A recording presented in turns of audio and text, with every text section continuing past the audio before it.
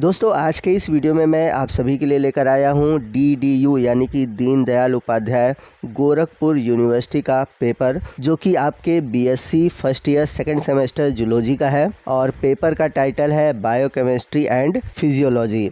और ये जो पेपर है हाल ही में 27 अप्रैल 2024 में कंप्लीट हुआ है और इस पेपर का जो पैटर्न है वो है MCQ। तो आज के इस वीडियो में मैं इस पेपर को सॉल्व कराऊंगा और इस पेपर को सॉल्व कराने का रीज़न ये भी है कि जिन बच्चों के एग्ज़ाम MCQ होने वाले हैं या फिर MCQ हो रहे हैं उनके लिए ये वीडियो बहुत इंपॉर्टेंट है, क्योंकि इसमें जो क्वेश्चन पूछे गए हैं मैंने क्वेश्चन देखे, क्वेश्चन बहुत ही अच्छे हैं। और अभी हाल ही में 11 जुलाई 2024 को महात्मा गांधी काशी विद्यापीठ के BSc सेकेंड सेमेस्टर के भी एग्ज़ाम होने वाले हैं, तो उनके लिए भी ये वीडियो बहुत ही इंपॉर्टेंट है। तो वीडियो में मैं हर एक क्वेश्चन को सॉल्व भी कराऊंगा और जहां पर लगता है कि उसे एक्सप्लेन करने की ज़रूरत है मैं उसे एक्सप्लेन भी करूंगा। तो चलते हैं क्वेश्चन की ओर। पहला क्वेश्चन है, what is the net gain of ATP during the conversion of glucose to pyruvate, यानी कि ग्लूकोज को पायरुवेट में बदलने के दौरान कितने ATP का शुद्ध लाभ होता है। तो अगर आपने ग्लाइकोलाइसिस पढ़ा होगा तो आपको पता होगा कि ग्लाइकोलाइसिस में ग्लूकोज का एक अणु जो होता है पायरुवेट के 2 अणु में बदलता है। ये भी क्वेश्चन पूछा जाता है, आप ये याद रखिएगा। ग्लूकोज का एक अणु पायरुवेट के 2 अणु में बदलता है और पायरुवेट का जो एक अणु होता है वो 3 कार्बन का होता है। और यहाँ पर आपको बता दें कि ग्लाइकोलाइसिस प्रक्रिया में कुल 4 ATP बनते हैं और उन 4 ATP में से 2 ATP खर्च हो जाते हैं। तो इस तरह से देखा जाए तो केवल 2 ATP का शुद्ध लाभ होता है। तो आपका जो राइट ऑप्शन है ऑप्शन ए है। क्वेश्चन नंबर 2 है, which of the following is not a function of muscular system, यानी कि निम्नलिखित में से कौन सा पेशीय तंत्र का कार्य नहीं है। आपके ऑप्शन है, पहला ऑप्शन है प्रोडक्शन ऑफ बॉडी हीट, यानी कि शरीर को गर्म रखना या गर्म का उत्पादन करना। दूसरा है मूवमेंट ऑफ स्केलेटन, कंकाल की गति। तीसरा है रेगुलेशन ऑफ ब्लड प्रेशर और लास्ट है मेंटेनेंस ऑफ पोस्चर। तो जो ब्लड प्रेशर है उसको रेगुलेट करना पेशीय तंत्र का कार्य नहीं है। तो आपका जो राइट ऑप्शन है ऑप्शन सी है। क्वेश्चन नंबर 3 है, द को एंजाइम इज़, यानी कि सह एंजाइम है। तो आपके ऑप्शन दिए हुए, पहला ऑप्शन है often a metal, often A vitamin, always a protein और लास्ट ऑप्शन है ऑलवेज इनऑर्गेनिक कंपाउंड।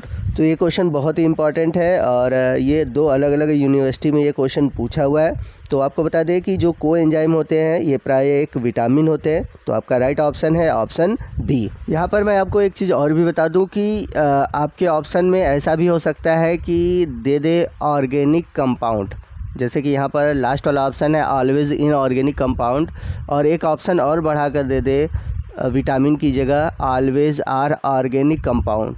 तो वो भी ऑप्शन सही होगा अगर वो विटामिन न देकर ऑर्गेनिक कंपाउंड देता है तो भी। चलते हैं क्वेश्चन नंबर 4 की ओर। क्वेश्चन नंबर 4 है, the general mechanism is that an enzyme act by, यानी कि सामान्य तंत्र यह है कि एक एंजाइम का कार्य करता है।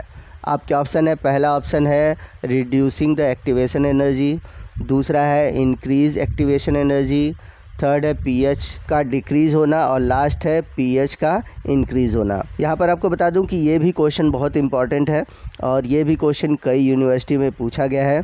तो याद रखिएगा कि जब भी कोई एंजाइम हो उसकी जो मैकेनिज़्म है तभी कार्य करती है, जबकि जो एक्टिवेशन एनर्जी होती है वो कम होती है, यानी कि एक्टिवेशन एनर्जी रिड्यूस होती है।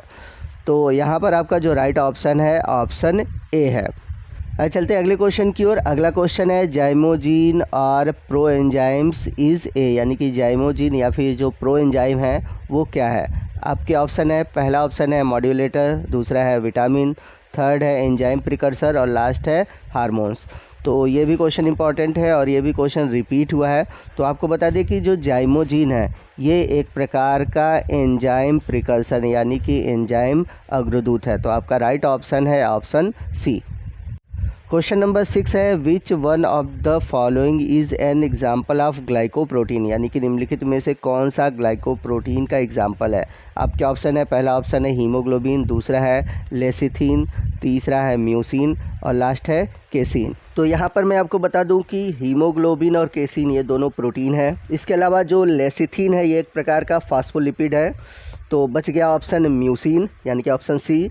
म्यूसिन एक प्रकार का ग्लाइकोप्रोटीन है। तो आपका जो राइट ऑप्शन है ऑप्शन सी है। आइए चलते हैं अगले क्वेश्चन की ओर। अगला क्वेश्चन है which type of muscles fatigue occurs due to the accumulation of lactic acid, यानी कि लैक्टिक एसिड के संचय के कारण किस प्रकार का मांसपेशियों का थकान होता है। तो इस क्वेश्चन का राइट ऑप्शन है ऑप्शन बी, पेरीफेरल फटीग, यानी कि परिधीय थकान। चलते हैं अगले क्वेश्चन की ओर। क्वेश्चन नंबर 8 है Benedict's reagent test is conduct to confirm the presence of, यानी कि एक होता है बेंडेक्ट अभिकर्मक जिसका यूज़ किया जाता है कि दिए गए कार्बोहाइड्रेट्स में कौन है। ठीक है, तो अगर आपने कार्बोहाइड्रेट्स पढ़ा होगा तो आपको पता होगा कि कार्बोहाइड्रेट्स जब हम प्रैक्टिकली करते हैं तो वहाँ पर रिड्यूसिंग और नॉन रिड्यूसिंग शुगर आते हैं। तो अगर दिए गए सोल्यूशन में रिड्यूसिंग शुगर है तो वहाँ पर बेंडेक्ट सोल्यूशन पॉजिटिव रिजल्ट देता है, यानी कि बेंडेक्ट रीजेंट का यूज़ किया जाता है रिड्यूसिंग शुगर के टेस्ट के लिए। तो यहाँ पर आपका जो राइट ऑप्शन है ऑप्शन सी है। यहाँ पर मैं आपसे एक क्वेश्चन पूछना चाहूँगा कि कोई 2 रिड्यूसिंग शुगर का नाम बताइएगा। इसके अलावा एक क्वेश्चन और है कि बेंडेक्ट रीजेंट के अलावा हम और कौन से रीजेंट का यूज़ कर सकते हैं रिड्यूसिंग शुगर के जांच के लिए। तो प्लीज़ आप ज़रूर कमेंट करिएगा। अगर आपको इसका आंसर नहीं भी पता होगा तो भी बताइएगा, मैं इसका आंसर आपको कमेंट करके कमेंट बॉक्स में बताऊँगा। चलते हैं क्वेश्चन नंबर 9 की ओर। क्वेश्चन नंबर 9 है which of the following is not a characteristic of smooth muscles, यानी कि निम्नलिखित में से कौन सी चिकनी पेशी की विशेषता नहीं है। तो इस क्वेश्चन का जो राइट ऑप्शन है ऑप्शन बी है, धारीदार उपस्थिति।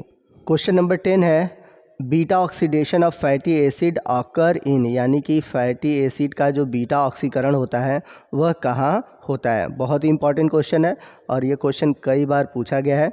आपके ऑप्शन कौन कौन है देख लेते हैं। ऑप्शन है पहला पैराक्सीसोम, दूसरा है पैराक्सीसोम एंड माइटोकॉन्ड्रिया, थर्ड है माइटोकॉन्ड्रिया और लास्ट ऑप्शन है पैराक्सीसोम, माइटोकॉन्ड्रिया एंड इंडोप्लाज्मिक रेटिकुलम। तो यहाँ पर मैं आपको बता दूँ कि जो फैटी एसिड का बीटा ऑक्सीडेशन है वह पैराक्सीसोम और माइटोकॉन्ड्रिया दोनों में ही होता है। तो आपका राइट ऑप्शन है ऑप्शन बी। क्वेश्चन नंबर 11 है which one is fibrous protein, यानी कि इनमें से कौन सा रेशेदार प्रोटीन है। तो इन चारों ऑप्शन में जो कोलेजन है यह एक प्रकार का फाइब्रस प्रोटीन है। तो आपका राइट ऑप्शन है ऑप्शन ए। आइए चलते हैं अगले क्वेश्चन की ओर। क्वेश्चन नंबर 12 है the most abundant lipid in cell membrane is, यानी कि कोशिका झिल्ली में सबसे अधिक मात्रा में पाया जाने वाला लिपिड कौन सा है। तो आपको बता दें कि जो सेल मेम्ब्रेन है उसमें सबसे अधिक जो लिपिड पाई जाती है वो पाई जाती है फॉस्फोलिपिड। तो आपका राइट ऑप्शन है ऑप्शन बी। क्वेश्चन नंबर 13 है the most abundant water insoluble polysaccharide of plant cell wall is, यानी कि पादप कोशिका में सबसे जो प्रचुर मात्रा में पानी में अघुलनशील कौन सा पॉलीसेक्राइड है। तो पौधों की जो सेल वॉल है उसमें पाया जाने वाला जो सेलुलोज है यह पानी में अघुलनशील एक पॉलीसेक्राइड है। तो आपका राइट ऑप्शन है ऑप्शन ए। चलते हैं क्वेश्चन नंबर 14 की ओर। क्वेश्चन नंबर 14 है which of the following enzyme are not involve in galactose metabolism, यानी कि निम्नलिखित में से कौन सा एंजाइम ग्लैक्टोज के उपापचय में शामिल नहीं होता। तो यहाँ पर जो सेकंड ऑप्शन है ग्लूकोकाइनेज, ये एंजाइम ग्लैक्टोज उपापचय में शामिल नहीं है। चलते हैं क्वेश्चन नंबर 15 की ओर। क्वेश्चन नंबर 15 है which of the following statement is known as the rate limiting step in glycolysis, यानी कि निम्नलिखित में से कौन सा कथन ग्लाइकोलाइसिस के दर सीमित चरण के रूप में जाना जाता है। तो इसका राइट ऑप्शन है ऑप्शन बी, फास्फोफ्रक्टोकाइनेस। ये क्वेश्चन इंपॉर्टेंट नहीं है और नहीं ये क्वेश्चन आने वाला है, तो आप इस क्वेश्चन को तैयार मत करिएगा। आइए चलते हैं अगले क्वेश्चन की ओर। अगला क्वेश्चन है chloride shift is essential for transport of, यानी कि क्लोराइड शिफ्ट किसके परिवहन के लिए आवश्यक है। तो ये जो क्लोराइड शिफ्ट है ये CO2 के परिवहन के लिए आवश्यक है। तो आपका राइट ऑप्शन है ऑप्शन सी। चलते हैं क्वेश्चन नंबर 18 की ओर। क्वेश्चन नंबर 18 है myogenic heart is not present in which of the following, यानी कि मायोजेनिक हृदय इनमें से किस में मौजूद नहीं होता। देखिए हिंदी में कुछ और दिया है, इंग्लिश में कुछ और दिया है। इसमें दिया है सबसे अधिक मौजूद होता है, जबकि इंग्लिश में दिया है कि मायोजेनिक हार्ट किसमें नहीं पाया जाता। तो इस क्वेश्चन का जो राइट ऑप्शन है ऑप्शन सी है, फ्रॉग यानी कि मेढक। चलते हैं अगले क्वेश्चन की ओर। क्वेश्चन नंबर 19 है, the thickening of wall of arteries is called, यानी कि धमनियों की दीवारों का मोटा होना कहलाता है। तो आपको बता दें कि धमनियों की दीवारों का मोटा होना कहलाता है धमनी काठिन्य, यानी कि आर्ट्रियोस्क्लेरोसिस। तो आपका राइट ऑप्शन है ऑप्शन ए। चलते हैं अगले क्वेश्चन की ओर। अगला क्वेश्चन है QRST इज़ रिलेटेड विथ, यानी कि QRST किससे संबंधित है। तो ये संबंधित है वेंट्रिकुलर कंट्रैक्शन या फिर डीपोलराइजेशन पर। तो आपका राइट ऑप्शन है ऑप्शन ए। तो दोस्तों और भी क्वेश्चन आगे दिए हुए हैं और आज के इस वीडियो में बस मैं इतने ही क्वेश्चन को सॉल्व कराऊंगा। और यदि आप चाहते हैं मैं बाकी के और भी क्वेश्चन सॉल्व कराऊं या फिर किसी और यूनिवर्सिटी के क्वेश्चन सॉल्व कराऊं या फिर मॉडर्न पेपर दूं, कुछ इंपॉर्टेंट क्वेश्चन दूं, तो आप प्लीज़ ज़रूर कमेंट करिएगा। तो आप जिस भी टॉपिक पर अधिक से अधिक कमेंट करते हैं मैं पूरी कोशिश करूंगा कि उस टॉपिक पर वीडियो बनाऊं। तो आपको आज का ये वीडियो कैसा लगा कमेंट करके ज़रूर बताइएगा। वीडियो अच्छा लगा हो तो वीडियो को प्लीज़ लाइक करिएगा, अपने दोस्तों में उन्हें ज़रूर शेयर करिएगा ताकि वो भी इस तरह के क्वेश्चन को सॉल्व करें और उनके एग्ज़ाम अच्छे हों। तो मिलते हैं अगले वीडियो में अगले टॉपिक के साथ, तब तक के लिए जय हिंद जय भारत।